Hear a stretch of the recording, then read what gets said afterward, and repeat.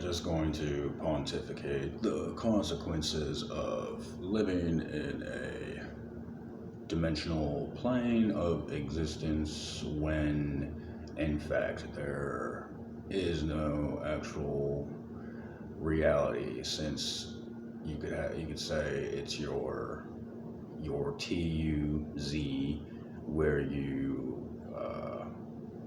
like your Tau Z, like when in fact you do have uh, the reverse uh, radioactive decay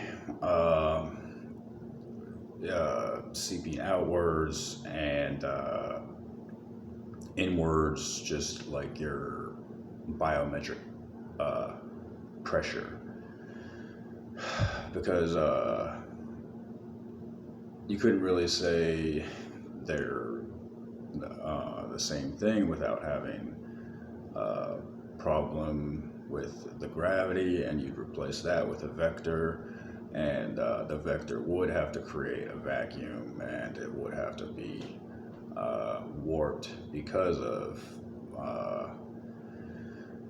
you either have again in a special relative position, you can isolate object, and you can watch it free fall, and measure it, and state the phenomenon as gravity because you observe it. But at a distance, gravity, you can't keep your gravity and still define the gravity like from a general perspective. That's why it's general relativity. So again, if you want to be spatially scientific, that's going to be very,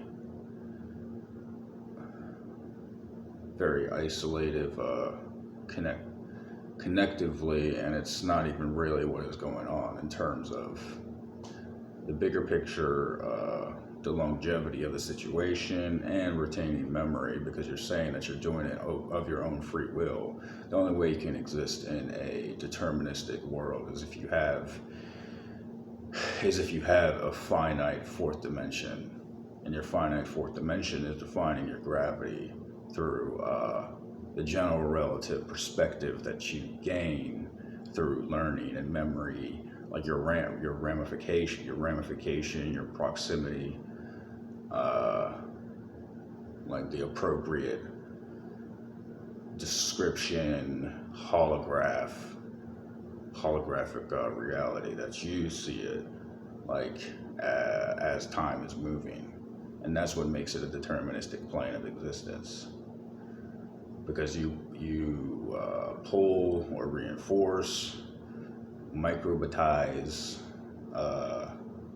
those thoughts, and it becomes reactionary in your universe, and that's just the only way to warp the continuum will happen on the infinite plane, since you're again saying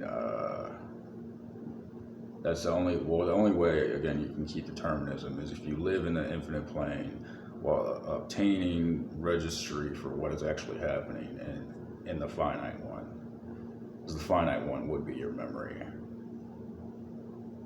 And again, this is why we can't feel someone else's pain, so to speak. We can't